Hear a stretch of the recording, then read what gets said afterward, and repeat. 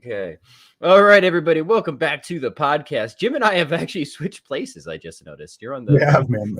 Everything's gone wrong today, Patrick. It really has. Apologies. We had Aristotle scheduled. That was my fault. We got our topics mixed up. We're going to do Aristotle, I think, tomorrow? Yeah, well, I'm going to talk about that too. We'll see. We'll definitely have Freaky Friday tomorrow. Yeah, we'll do Freaky Friday tomorrow. We're going to talk about the principle of sufficient reason. I've been thinking and writing and researching about this a lot. I'm contributing to a volume that I think should be out maybe later this year. I forget the details. And it's heavy on the PSR. And I wanted to get the professor's thoughts on this and just have a sort of open jam session on the history of this principle. I guess its role in really in a lot of different areas, but certainly philosophy of religion and metaphysics, and how you think about it these days. Yeah. How's that sound? Let's do it. Let's do it, man. So PSR coming off the heels of your boy Leibniz, right? Exactly. All right. So people who aren't familiar with PSR, it's one of those things where I think it shows it's kind of interesting, and I note this in the article is if you were to just like approach the man on the street and kind of say, "Hey, what do you think about this?" I came up with this principle. I call it the principle of sufficient reason. I just think that things need explanations, right? If something exists, this sort of thing on the street too. Yeah, like I just think if something sort of exists, it just sort of has an explanation for its existence and maybe the characteristics that it does. What do you think about that man on the street? I mean, I can only imagine like 99 out of 100 people manage to be like, yeah, that makes total sense, right? Yeah. Isn't that why we do philosophy and science to begin with? Yeah. But then you get into the philosophical circles, and in fact, Michael Del Rocca has a really good article on PSR, and he actually just summarizes like all philosophy for the past like 100, 200 years has just been like a steady assault on PSR, right? It's just people just going after this explanatory principle. So it just, again, I think it shows the divide between how the man on the street might think of something as being totally obvious, if not self-evident. Yeah. And then of course on the professional level, it's just a barrage of attacks upon it. What are your thoughts on this? Yeah, the way I explain PSR to my students is, I'll say, look, there's the cans on the desk, right? You can't see. There we go. The can's on the desk, right? What is that? Is that a Fanta? It's a bubbly. Oh, bubbly. Okay.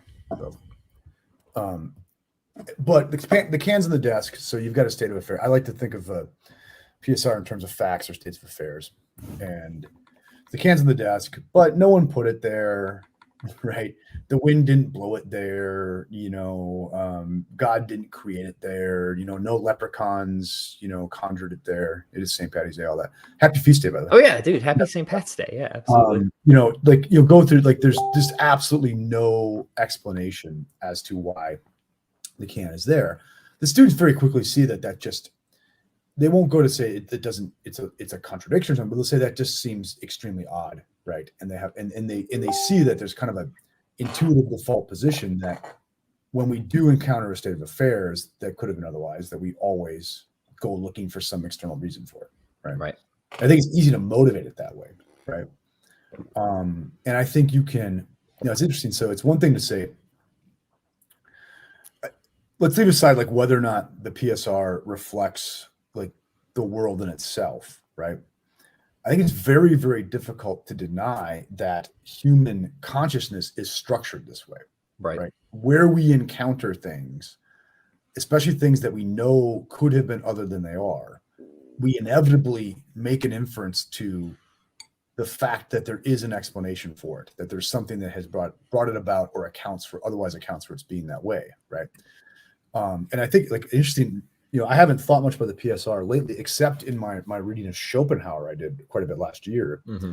For Schopenhauer, the PSR is the absolute fundamental principle of all representation, right?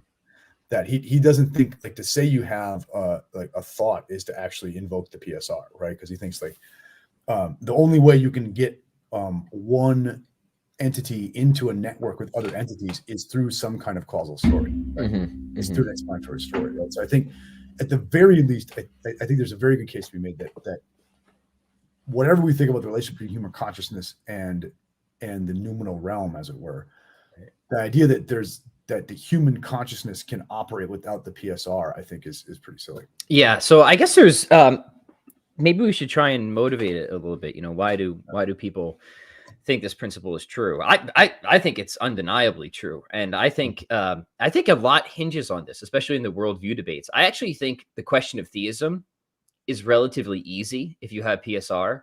I think it becomes a lot more difficult if you don't. Not impossible, but a lot more difficult. So I think it's significant for that. Yep. But let me start with one that I think doesn't work, or at least I haven't been convinced of. Nobody's convinced of it yet. You've mentioned Scott Sullivan before. Remember, you like his logic book. Well, he's actually got a little book on PSR that's very good. Is he really? He does. He's got a book on PSR. I think it's called St. Thomas and the Principle of Sufficient Reason. And there's a typical Thomistic formulation of it that everything exists, has the reason for its existence either through itself via its nature or some extrinsic principle or source, right? And he tries very admirably to say that denial of PSR actually gives you a contradiction, and I don't think that's right.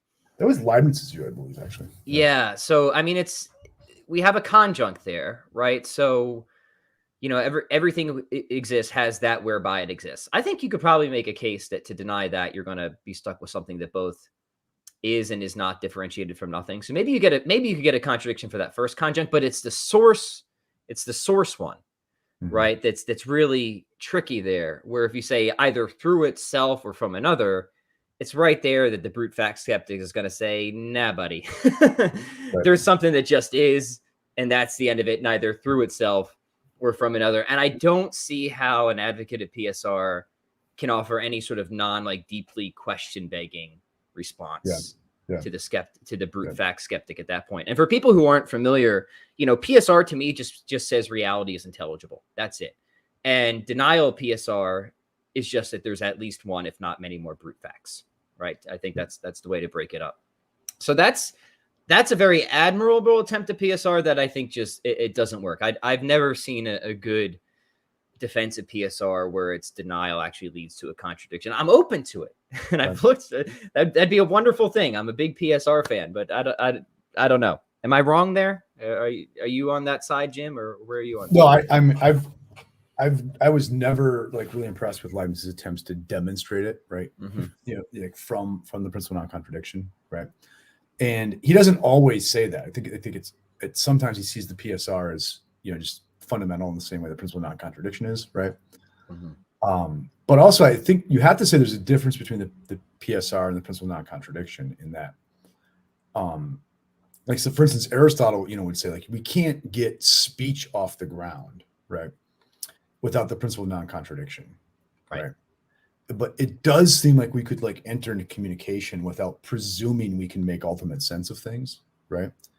So I do think you have to, whatever the high credentials are of the PSR, it's not on par with the principle of non-contradiction, where you couldn't even imagine operating without it operating in the background, right? Yeah. Right. So I think we should maybe, this is a totally just informal discussion of this, because we had to figure out a topic last minute since we ditched poor Aristotle, right? So I do think predominantly it has to be defended dialectically by showing that the costs of denying PSR are too much to bear, right? I think that's a general strategy, and that's what I do a lot in my article.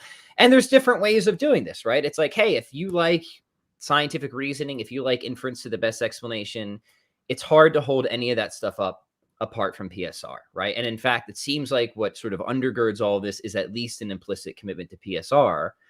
And there's other considerations hey, once brute facts are on the table, it's going to be really hard to set up any sort of non-totally arbitrary criteria of when and where we should admit brute facts. And once we allow somebody to kind of throw brute facts in there, what's stopping somebody else from throwing brute facts in there? So take somebody who just doesn't like the theory of evolution, right? They just don't like it, right? What's going to be the sort of principled response if you're a brute fact guy, that you're going to say to the advocate, the anti-evolutionist who wants to say, nah, I don't believe evolution. It's just a brute fact that you have this, what seems like evidence, and it's actually just a brute fact that humans exist, right? And of course, people are going to think that's ridiculous because they're going to say, well, look, it seems like we have an explanation, and we should, if like there's an explanation within reach, shouldn't we prefer that to no explanation? Right. But of course, the person with the PSR is going to say, yes, of course. Right. And that's exactly why if an explanation is within reach, or we can see or even conceive of one, we should always accept that before no explanation whatsoever. And in fact, that's almost always what we do, except the ironic thing is like once like God starts popping up as the possible explanation. Yeah. Right. I think for me in my more recent thinking, right. I think, okay, you said earlier about the PSR seems to be incumbent on you in as much as you think reality is intelligible, right? The world is intelligible. I agree with you. But I one of the things that like I worry about is, could intelligibility be something local, right? That there's like, there's a certain extent of the world that we can make sense of, right? Okay, but that doesn't like, and so like, in as much as we're able to make sense of the world to the extent that we can, the PSR applies there, right? If that's consistent with saying though that indeed it is not something that like makes for complete intelligibility of the world. You see what I mean? Yeah. Right. Like you could say, yeah, this is clearly part of our cognitive apparatus. We clearly couldn't get by without it to some extent, right? But one could say the world is not intelligible to us utterly and completely without falling into like some sort of like self-reference problem.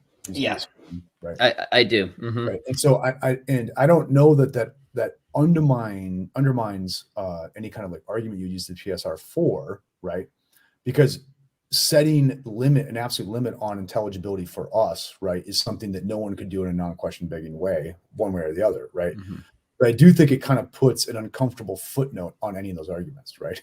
Yeah, actually, it's funny you bring that. Capable of global intelligibility rather than just local, right? Yeah, it's funny. I mean, there's two people who I think express exactly that concern in a really thorough way. One is Lonergan in Insight, because he thinks that you need the sort of global. Yeah, you need PSR to sort of range over everything if you're going to have the conditions that are necessary for knowledge. He takes just a transcendental method on that, right? And then Proust, interestingly, if people really want to get into the PSR stuff, Alex Proust's stuff is really good. He has an argument from local intelligibility or causal principles to global. So he's going to claim if you affirm the sort of local restricted causal principles intelligibility, that's going to commit you to the global one as well.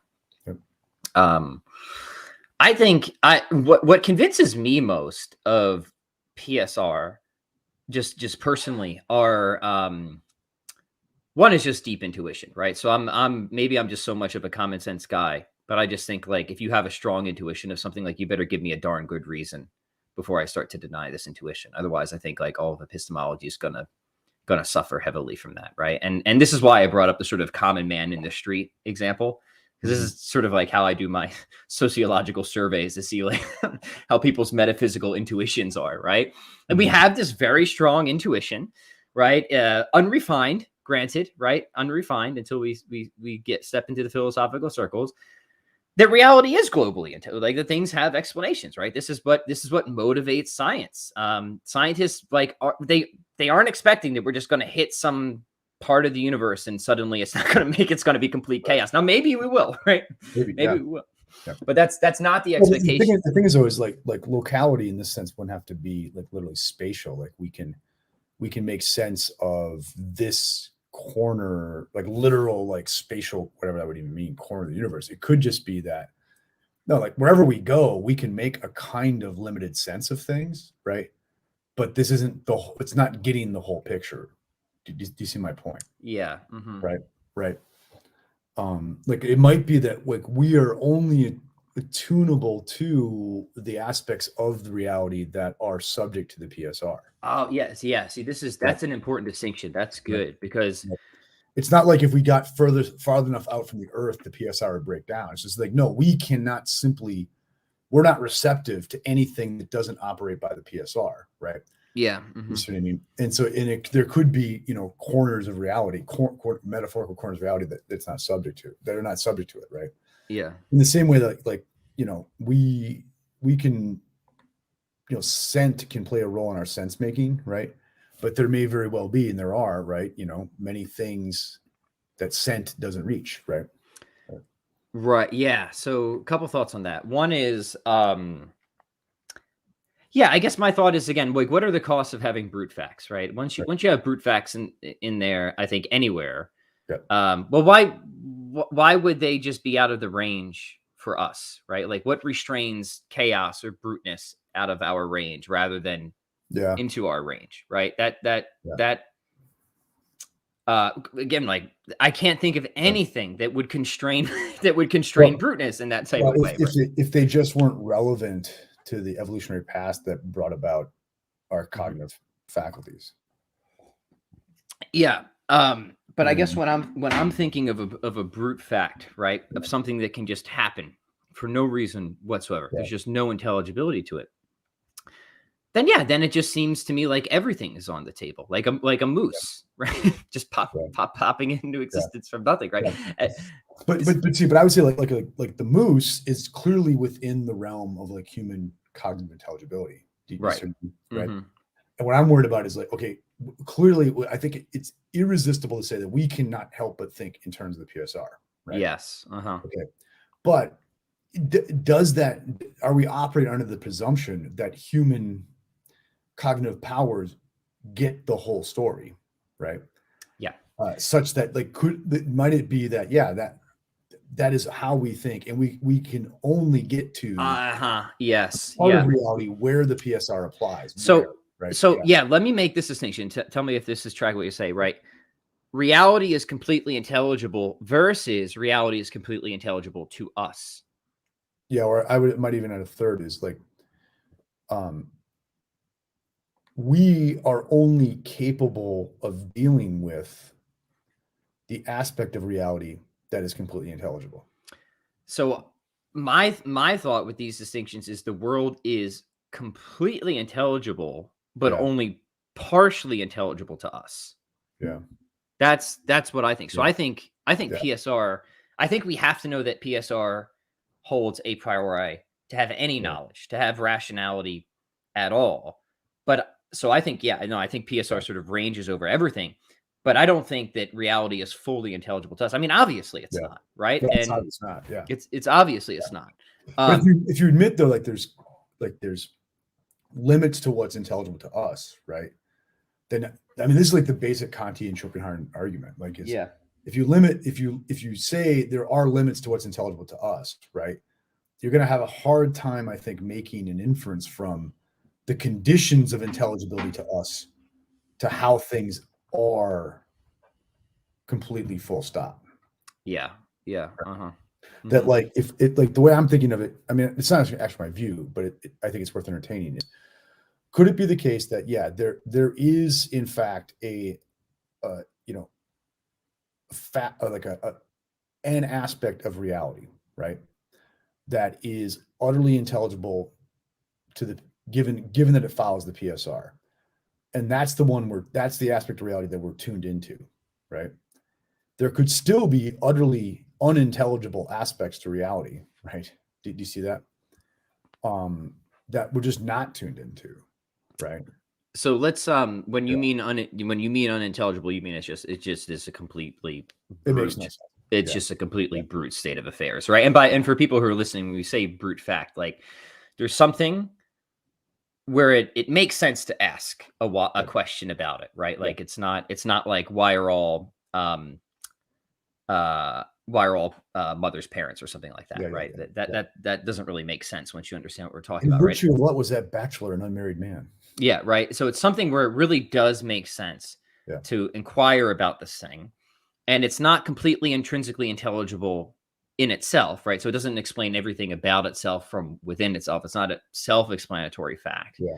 So it makes sense to ask these questions about it, but literally nothing answers back, right? So We're talking about brute fact in this regard. It's not a mysterious fact, right? It's not where we don't see what its explanation is. Yeah. This is a position, a principled one, where somebody says there just is no explanation. It's unintelligible, right? It's just arbitrarily restricted in terms of what it can answer about itself from within itself. And beyond that, there's just no answers to be had in principle. Yeah, I think admitting that anywhere, whether we have access to it or not, will undermine our conditions for knowledge and epistemology. I think that to me is like whether that happens is another thing, right? Yeah. I'm saying this is a cost to epistemology, and it just might be that just might be the cost, right? Couldn't it still come out that there's two stories to be told, right? You know what I mean? And the one that we're able to tell, and it's a true story, is about the intelligible aspect of things, right?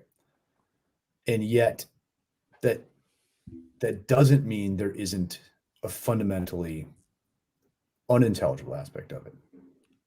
Yeah. So think about it like this, right? Here's how I think about it. Without going through all the different, Proust and Kuhns actually have a really good paper on the PSR that they defend. And they say, if you want to escape radical skepticism, at least with empirical knowledge, you need a PSR of all natural facts, meaning anything that's bounded, anything qualitatively finite. If anything that isn't like conceivably causable has a cause, then we're stuck in this horribly skeptical scenario. But they go through all the different theories of episteme. It's a very good, but too much to try and articulate now. Instead, just maybe think about it broadly, right? That whenever we accept a sort of claim, and we think that this is sort of rationally justified, we suppose that we have a reason for accepting it, right? That's our rational justification. And this reason is also sort of why we accept it, right? It's the sense of being the cause of our accepting it. So if we suppose that, our faculties actually sort of track truth and standards of argumentation and rebate, like that's what sort of leads us to justify conclusions. To my mind, like if PSR is false, then we have no reason anymore for thinking that any of that is actually the case. Yeah, I'm not saying it's false though. Yeah. I'm not saying it's false, right? I mean, it's to say that, okay, there is, given our cognitive setup, there is a certain segment of reality that we can get to, right? Yes. And in that segment of reality we can get to, the PSR does indeed apply there, right? You see what I mean? But I get that. Yep, with you there. Yep. But I think to get more than that, you have to give me some reason to think that the PSR is more than just the necessary cognitive setup for humans. Yes. You see that? Right. Yeah. So I see what you're saying in the sense that I totally grant that there could be aspects of reality that we just don't have access to. I mean, I think that absolutely is the case, right? I think that's undeniable. Yeah. But the question is like, how far does that cut? Though, yeah, right? But I definitely don't think that the parts of reality we don't have access to would somehow be like defiant of PSR. I think like PSR has to hold for the conditions of our rationality, regardless of what we have access to or not. Right. So this is a sort of an externalist position that I'm adopting here. Right. I think if we say we're talking about aspects of reality that our cognitive apparatus are unable to get to, I don't think we can make a reference from within that cognitive apparatus to something without it, like beyond it. Repeat that last part again. If we're saying like, if we're entertaining the possibility, and maybe we shouldn't entertain the possibility that they're like fundamentally aspects of reality that our cognitive apparatus can't get to. Yeah. Then I don't think we can make any inference from within our cognitive structure to what would be going on in this aspect of reality that's beyond it. Yeah. So I guess it seems right unless the PSR is something we can know a priori. Right. Yeah. And that's sort of what I'm arguing, right? And I think that's the defense, is that we have to know PSR a priori to have really any rational thought. So if you think we do have rational thought and we can know PSR a priori, then but I'm not denying the PSR. I'm just help me understand. I'm just wondering like the way we typically motivate the PSR, I'm not sure that shows us that it applies to the absolute whole of all there is, as opposed to just what we can get to as human beings. Yeah. So I think that's When I right. say, look, I can't imagine, like, I can't believe like this cup just got put here. Right. It wasn't put here. It wasn't blown here. It wasn't put. Okay. I agree that it's unintelligible to humans, right? You Yeah. see that? Mm-hmm. And I agree that the world we're in, like the only way we can make sense of the world is that way. Yeah. Okay. Yes. And I'm not denying that there is indeed an aspect of reality wherein that clearly applies, and we get around it and it works. Right? Yeah. As soon as I like begin by arguing from what is intelligible to us, right? Mm-hmm. That to us, I think, sticks, right? And it puts a footnote in the whole thing. Yeah. Right? So yeah, two more thoughts on this, and then I want to explore some other ones. I think that's absolutely true for some of the motivations of PSR. Like if you're saying like, hey, this is really well inductively supported, right? Yeah. Then I think exactly what you say puts a big footnote on that. Like, okay, it's inductively supported in the realm that we have access to, right? It seems like, when we search explanations, we typically find them. And when we don't see an explanation, we keep looking, right? And eventually we often find them. So I think those motivations, right, they're susceptible. I think if you take the sort of transcendental turn or the method, right, of the radical skepticism and the conditions that are needed for rational thought at all, and then you say PSR is something that we have to know is true a priori, I think that would entail that it globalizes, right? It's a condition of rational thought. Yeah. Well, it's a condition of our thinking. Any rational thought. Yeah. See, the one wonders, like, can we make that? Yeah. What we start by is inspecting our rational thought, right? Does that inference, does that license inference to like, this is the only way the world can be worked up intelligibly? Certainly the way we do it, and we inevitably do it, right? Mm-hmm, mm-hmm. Right. And so I think this is why, for me, I don't deny the PSR for 1 second, right? And I don't deny that it's getting something right, and that humans get something right in our account with the world.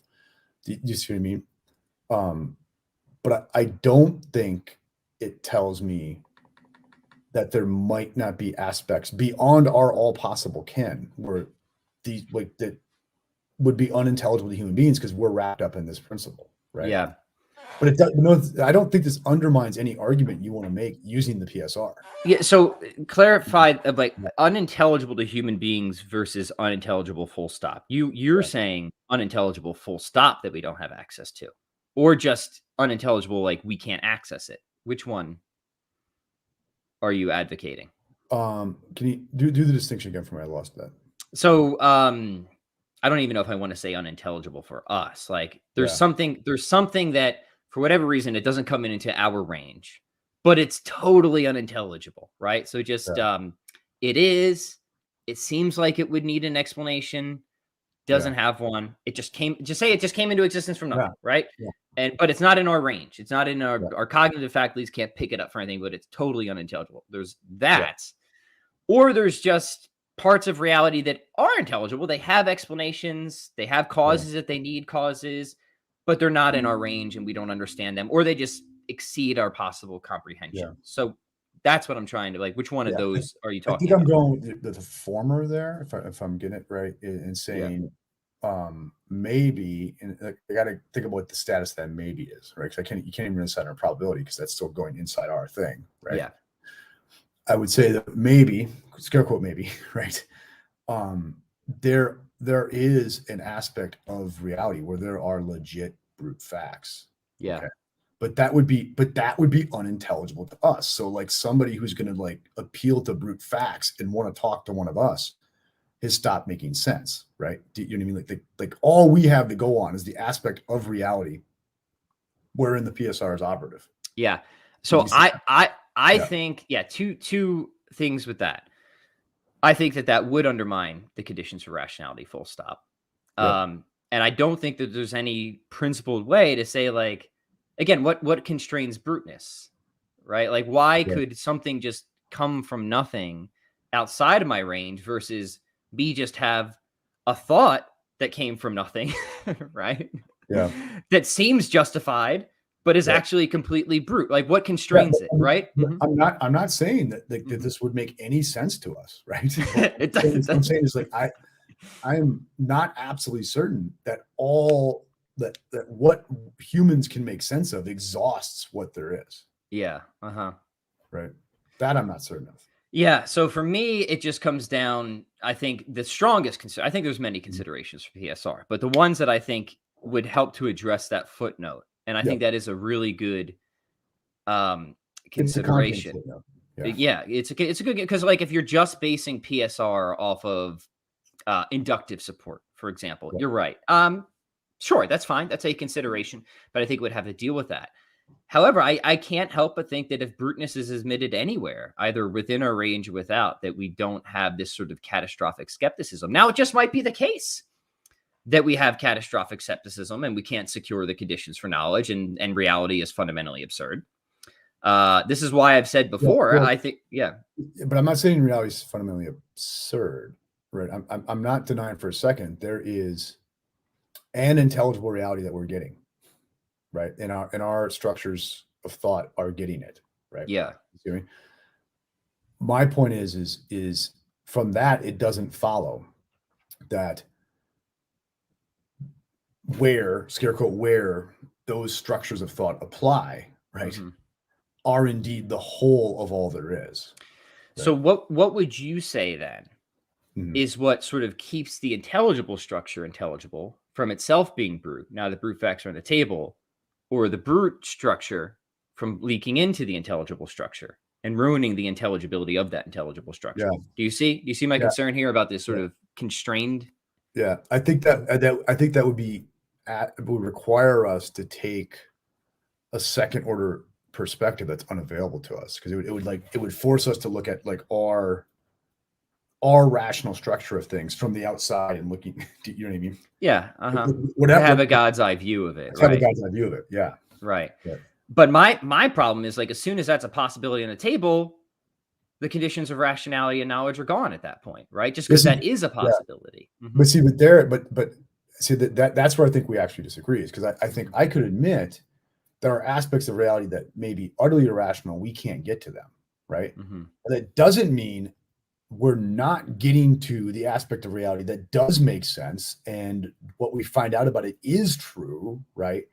Do you mean we're just saying, yeah, but there could be something, right, that is utterly unintelligible to human beings. Yeah, we definitely disagree on this. Right? This You is see good, that? right? I think Okay. once brute facts are on the table anywhere, But brute yeah. facts are not on the table in anything you and I can think about. Yeah, because you're assigning them outside of our sort of I'm not cognitive assigning framework. them anywhere. I'm just Yeah. saying I cannot make any claim at all about what would be the case outside of the structure of all possible human consciousness, right? Right. But it doesn't mean I'm saying like human consciousness isn't getting something absolutely dead right. Right. So then at that point then, because you do think that you can have the conditions, if you think we're getting something dead right, you think we do have knowledge, right? And that Yeah, yeah, that we yeah, still have the rational. yeah. Yeah, I just You shouldn't, you know what I mean? So I like can't. if an atheist came in and said, well, why? Oh, maybe there's just a brute fact. Well, no, you're clearly talking about the part of reality we can talk about because you're talking, right? And in the part of reality that we can talk about, there are no brute facts. Well, I agree with that. Right. Yeah. Right. But my claim is as soon as we like it, because I my sense is like the only way I can argue for the PSR Yeah. is to appeal to the fact we just can't get around without it, right? Yeah, certainly, I agree. Like you're going to be in a performative mess Yeah. without PSR, right? And so then what happens is we've brought we into it, right? Okay.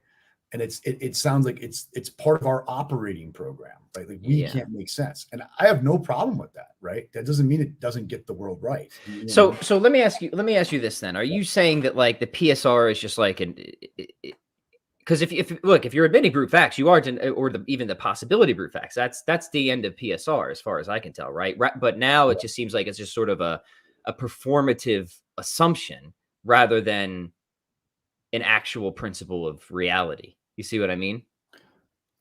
what I'm saying is nothing that you and I will say about the PSR in favor of it, right, rules out the possibility that like being is polyvalent in a sense, right? In that there's many ways it can be. Mm-hmm. One of them is the way that the PSR works, right? And that's the one we're in, like it or not. Do you see what I mean? And that's it really is that way, right? And we are attuned to that, right? Yes. But I Okay. don't, but short of it, like a demonstration, right? Mm-hmm. Okay, that doesn't just bring into like what's intelligible. Like we couldn't make sense of things without this, right? Mm-hmm. Or nothing would make sense to us if we, unless we can get rid of that to us. I think we have to be open to that. There could be a polyvalence of being, so that there is an aspect of reality where it doesn't apply. I think I am better understanding what you're saying now. Mhm. I would just still have the same concern that Mhm. if there is the possibility that that being is polyvalent and there's some realm that is PSR defiant, call it that, Yeah. then there's no way to know that we're not in that realm, despite it seeming Yeah. like we're not in that No, realm, I right? have no problem saying, yeah, okay. So like there's a fallibility built in that, and there's like a footnote. Well, and the footnote says, yeah, presuming right that we get anything right at all. Okay. Yeah, but But that I don't see yeah. that I don't see this undermine anything, right? Yeah, no, I think it undermines all the conditions of knowledge and rational thought at that point. Like once that is the sort of the possibility that it might just be a Yeah. brute fact that it seems like I'm in the PSR realm, but I'm not, then I Yeah. think that sort of that retorsion dialectic kicks back in and shows that we are going to have to globalize PSR Yeah, I don't as see an it as well. an Yeah. actual principle. Yeah, I Mhm. don't This see it is well. good. This is good. Yeah. This is we don't take it easy on each other here Yeah. at Philosophy for the Yeah. People. That no, you got me thinking about this in a really interesting Yeah. way, as you always do, good professor. Um, you said this is Schopenhauer's way of thinking about it. Schopenhauer's way of thinking about it. And I mean, he would claim to be like advancing Kant on this, right? Yeah. Yeah. So it's interesting because Kant's got his transcendental method, right? And the Yeah. way I think about PSR is, and arguably, it's a sort of Yeah. transcendental approach. Is the sort Yeah, of but I mean, but Kant would say, like what the transcendental method is doing is giving you the absolute conditions for human rationality. It's not giving you the noumenal realm. right, yeah. So we're taking it further. Yeah. That's interesting. We got to have you and Gavin talk about this again before, because I think Gavin literally just yesterday takes a different position on Kant Yeah. than you do. I mean, how do you get 12 people to disagree? You get 12 Kantians in a room, Yeah, right? exactly. Yeah. Right. All right. So let me turn back to something else you said before, because you said Mhm. even if let's just continue to sort of entertain um the thesis that you have on the table right now, and you said that you don't think that that would actually be problematic for any of the arguments you want to run from PSR. Why is that, would you say? Well, because if what we're saying, and this would be to go beyond Kant, right? Yeah. Okay. Mm-hmm. To say that like it's not like there's this noumenal realm that's unavailable to us, and we're just sort of like gazing into our own mirror in as much as we're using our cognitive structure, right? Mm-hmm. But just to say, no, it would seem that these cognitive structures would only come up, right, if they actually got something right. Do you see what I mean? Sure. Mm-hmm. But I think as soon as we're arguing from the inevitability of our thinking about it something in a certain way and not some kind of demonstration that things are that way, Mm-hmm. then I think what we at most can say, and I'm happy to say this, is we're not necessarily getting all under this, but we're getting the part of the all that is actually accessible to human beings, right? Mm-hmm. So let's say you had like some kind of animal that could only see the color of the can, but it didn't have a tactile sense. I know these are Yeah. senses, not cognitive structures, but right. Yeah, and that's a good example of Yeah. just the obviousness that there's clearly aspects of reality Yeah. that we know about, but we've accessed not through our sort of basic Yeah.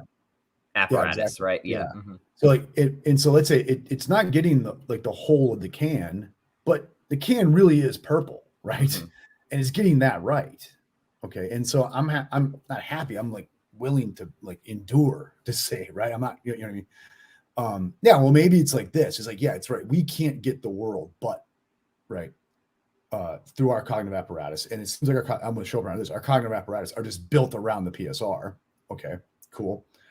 But since I brought us into the argument for the PSR, I'm willing to say, yeah, well, then maybe it's just that there's a PSR part of reality, and that's the part of reality that we get, and we get it dead right. It really does reflect the way being is, right?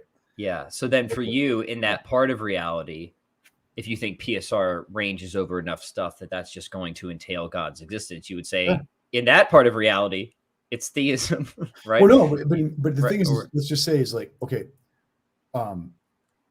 there's like in the blue part, in the purple part of reality, there's no brute facts, right? Yeah. And that entail that, and let's say like there are entailments, okay, like in the purple aspect of the can, right? That are not necessarily like you can't argue from the tactile, the weight of the can to the things that we can infer from the purpleness of the can, right? Okay, you can't argue from the weight to the corollaries of the purple. Okay, but that doesn't mean like the corollaries are in the purple aren't true for the weight. Yes, right. You see what I'm saying? So I think you could say, yeah, the only part of reality we get is the PSR relevant part of the reality, and then thereby God exists, right? That doesn't mean there's other world where God doesn't exist. It's just that God would not be accessible from that world. Right? Sure. Like would not be epistemically accessible for us from that world. Right. How do you think Leibniz would feel about that? Yeah, I don't know. So it's a good question to ask, right? It's a good question, but I mean, I'll say this is like Kant would say, you know, Leibniz is on his way to me Kant, right? Because he's like bringing these principles in as like absolutely a priori, but he can't really justify them, right? And it seems like he ends up talking about cognitive structures, right? Do you see what I mean? Right. But I don't think any of this is where different. So Kant would say, oh no. So then like the PSR on like a standard reading, okay, and there are like other more realistic ways of reading Kant, right? Sure. I'm totally agnostic on Kant. This is why I want you and Gavin to come on and have a conversation and just let me soak it up. Yeah. Yeah. And actually, Roger Scruton is, you know, he goes a long way with Kant, but then I think he takes a position kind of similar to what I'm doing here. All right, but anyway, where he's saying, look, like it seems like we have to like admit we justify things as absolute structures of what's intelligible to us, right? But that doesn't mean they're not getting the world right, okay? And then we can then make inferences based on them, right? But that doesn't then, and I think this is actually a feature and not a bug in some ways, right? Because we're not claiming to have a kind of knowledge that we don't. And to say, well, someone says, you know what? How do you like what makes you so sure that the human way of knowing, right, is like the absolute or something like that, right? And I'm going to say, I don't, but it's still a way of knowing, right? Yeah. And the entailments that follow from it still follow from it, right? But I'll admit, yeah, maybe being's polyvalent, and there's other ways being is working, right? And I don't have an absolute story to put all together, but that doesn't change the fact that there's an aspect of reality, the PSR works, and that entails God exists, right? Yeah.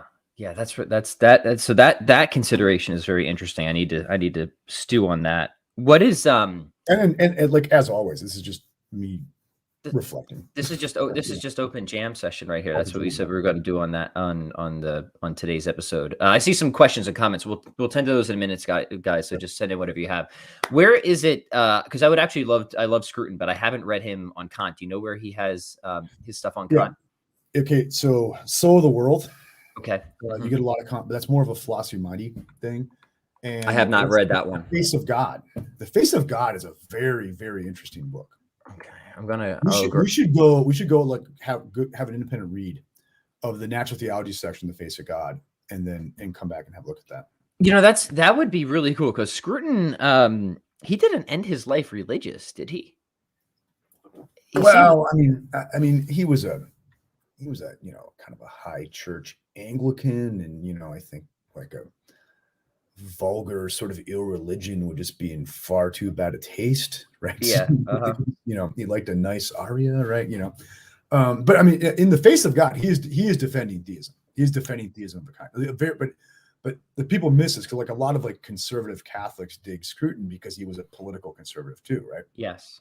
Dude was a German idealist, right? Yeah. Like he's going very far with the German idealists, right? That's so I've read I him have on no his problem with that, but it doesn't really square with Thomism that well. Yeah, no, I've read him for his excellent book, How to Be a Conservative, right? This is a really good like introduction to conservatism, and some of his stuff on aesthetics is really interesting. I have not read his stuff on Kant or his natural theology, so that would be very cool to explore. I will say this is Scruton, like really reading Scruton's stuff was one of the things that turned me back on to German philosophy. It really did. All right, so I'm trying to spend less money on Amazon. Which of the two books do I purchase right now? I think for you, I would go the Face of God. All right, Scruton, Face of God. You got it. All right, and maybe we'll do at least an episode on this one. And especially that there's in the early parts, he's going to give you his what he takes and what he rejects from Kant's critique of natural theology. Yeah. Right. Yeah. Cool. The old scholastic says Bill Rowe's criticism of, I think he means the PSR. Yeah. So Jim studied under Bill Rowe, as we know, and it has been reported. I forget if he wrote this anywhere or if you told me this, Jim, but Bill was of the persuasion, was he not, that like if you thought PSR was true, it made a lot of sense to be a theist. Yep. And if you didn't think PSR is true, then it's sort of up in the air, right? Yep. So Bill was which is kind of my position, right? Bill was a big fan of a maneuver he called the GE Moore shift. Yeah, the Moorian shift, right? And basically what it came down to is like Bill thought, look, there wasn't an absolute demonstration of the PSR, but it was highly probable. It was highly probable. Yep. Okay? He also thought there was not an absolute demonstration of atheism based on suffering, but it was highly probable. And so for him, which is where you thought those probabilities fell out. But he also thought there wasn't really like a non-question begging way to answer those questions. Yeah, that's what I'm working on with my PSR and problem of evil. That's right. That's right. That's where you're going, right? Yeah. My central claim is to have the problem of evil be force for law. Yep. You actually need an implicit commitment to the PSR, even in trying to make it just an internal critique to the theistic worldview. Yeah. And if I'm right about that, I might have something on Rowe. That'd be cool. We'll see. And do note, like my, mad German idealist ramblings have no bearing on that whetsoever. Yeah. No, I mean, I still think we just disagree on whether the conditions for any knowledge, including human knowledge and rationality, could be there if being is polyvalent in a way that there could just be some PSR defiant realm. But I want to think about that more before diving back into that. I am seriously interested though in the second aspect that you talked about, that like even if that were the case, could you still get the sort of entailment for theism? That's a really interesting thought that I want to spend more time with too. Of course, I think it kind of works the other way too, because then let me ask you this then, like say that's the case, right? Mm-hmm. And or say put PSR on the table and just say you have theism through some means, right? Classical theism. Do you think then theism would give you PSR? That's interesting. That's certainly Leibniz's view, right? Right. Yeah. But some people actually argue for PSR from theism rather than the other way around, right? Yeah, that's certainly Leibniz's view, right?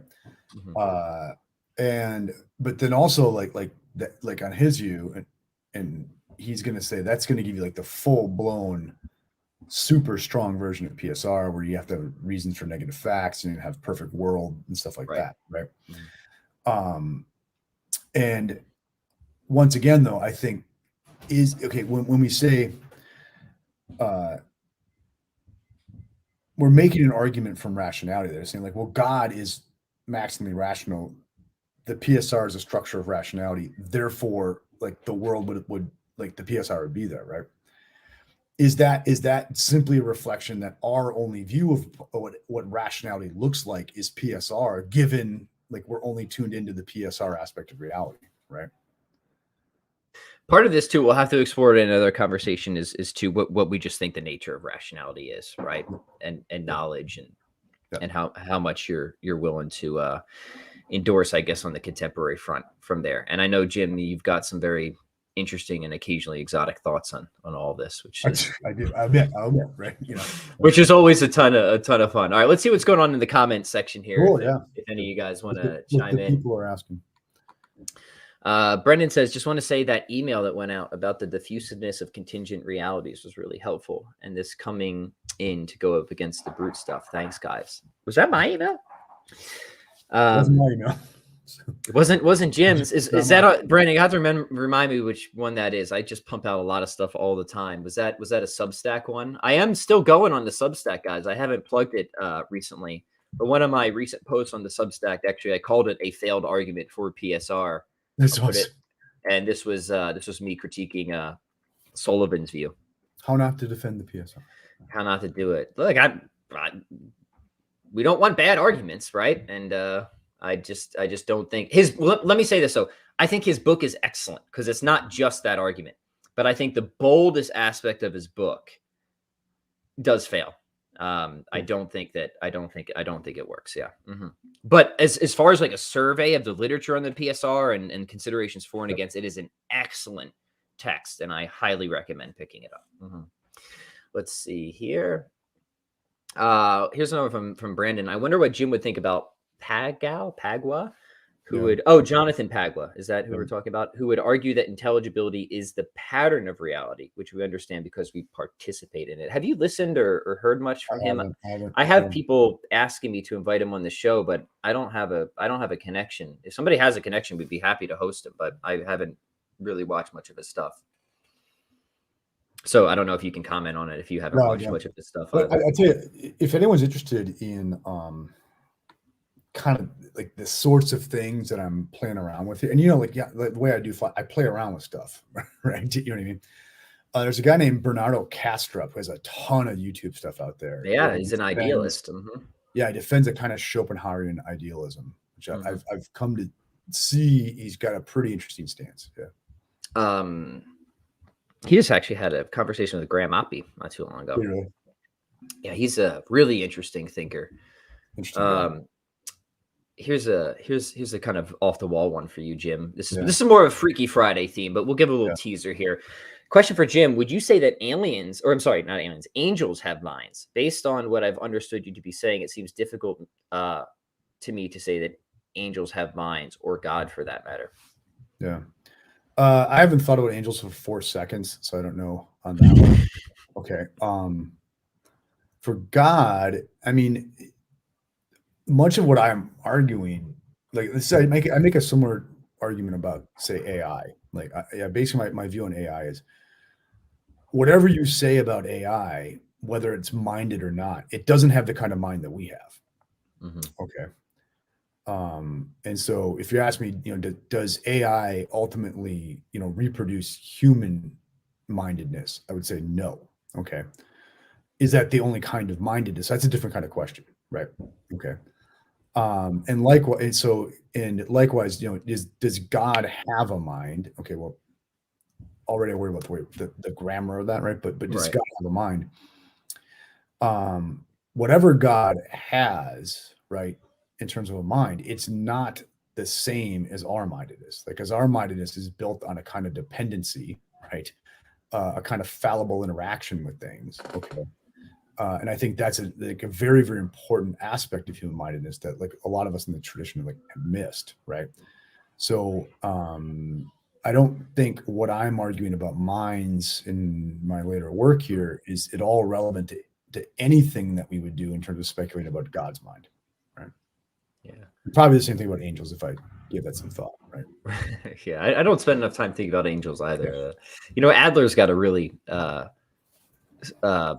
from what I hear, because I've only skimmed it, I haven't read the whole thing. Good book on angels and philosophy of mind. But anyway, Julio has a follow-up for you, Jim. What do you understand the tragic problem to be. I just bought Sophocles' Tragedies at your recommendation. Oh, cool. The tragic problem. At least in Sophocles, and I think this is most okay, and this is my take, but I'm forgetting the author's name, but I have this take on Sophocles, and it, completely my own. I was worried, that I'm just, I'm barking up the wrong tree with it. And then I read someone who had written a book on tragedy where he takes the same line, so I felt kind of vindicated. And I'll try to remember the name, but it's anyway. My take is what Sophocles is doing, especially in Oedipus, is he is trying to get us to see that we are not really the victims of fate, that we conspire in our fate, like we undermine our freedom by our own like lazy self-ignorance. Okay. But I think it's obvious to Oedipus the whole way what is going on. He knew the prophecy about him, right? It's sort of odd that he killed a middle-aged guy on the road and then immediately marries a widowed queen who looks a lot like him, and all these stuff, And it's interesting that in the play that the tidings of what's going on come from the Oracle of Delphi, where the motto was "Know thyself," and Socrates claimed to learn that the unexamined life was not worth living.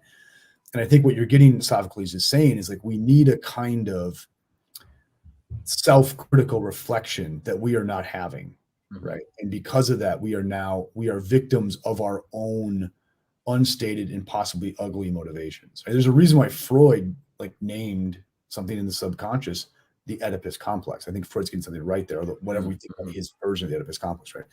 Is that, but what most really, really works against our freedom are the aspects of ourselves we don't have the balls to look at, right? And for me, that's what we have to learn from the tragedies. Yeah. That's cool. That's cool. Hey, we're going to save the rest of the questions for Freaky Friday, guys. Sorry we didn't get through all of them, but I drank a big cup of tea and I need to hit the restroom here, as they say. So Jim, anything you want to announce or plug before we close this one out? I'll say this: if you get a chance to catch Tool on their current tour, do it. It was awesome. That's fantastic, man. I'm gonna bug you to hear the details of that once I just go to the bathroom. All right, guys, please like, share, comment, subscribe, and we'll catch you tomorrow for live Q&A Freaky Friday. So bring whatever you have then. Adios. Boop, boop, boop.